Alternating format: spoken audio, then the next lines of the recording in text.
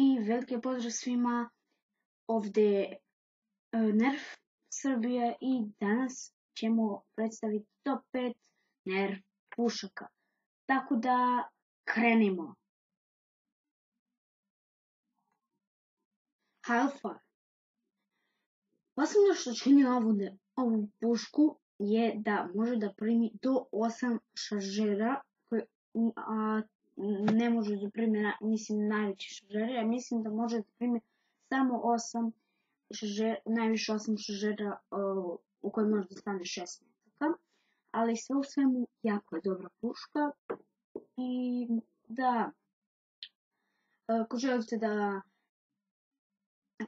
da kako se kaže, promenite šaržer, povučite ručicu na vrhu i eto ga. Mega Centurion.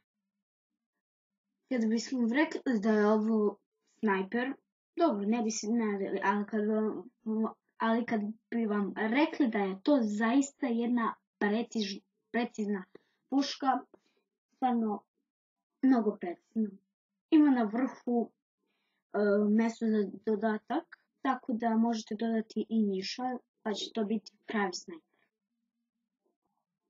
Također dobijete i dvonožac za držanje na nekim platformama, baš kao i na nekim mitraljezima. Strongar. Jedna puška koja spada malo u shotgune, ali ipak sad računamo sve puške, pošto shotguni su podvrsta puška. Strongar dolazi sa cilindrom od 6 metaka i sa rafalnim pucanjem. A šta je to rafalno pucanje? To je kada držite okidač kad držite i ono samo puca, ne trebate da ga pritiskate. Ali dok to radite i natežite pušku. Ovo je baš dobro ako volite da se gađate, ali nije baš najbolji kada se bacite i kad se igrate rat.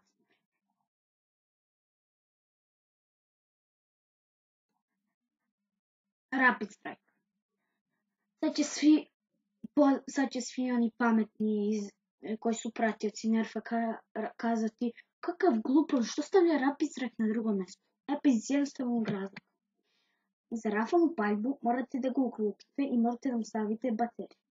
A što je baš, ono se pali i čuje se ono što zagađa vaše uši. I prosto to kad se igrate rate i kad se šunjate i onda vas to otkrije. I zato. Inače puška stvarno vrh, ali ipak taj zvuk stvarno mogli su nekako, pošto tehnologija sad raste, pa su mogli Rapid Strike i to samo da bez baterije da se to radi, ali ipak ne.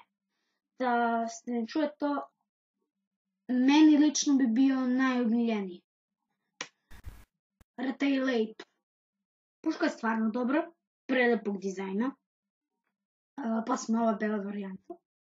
Precizna puška.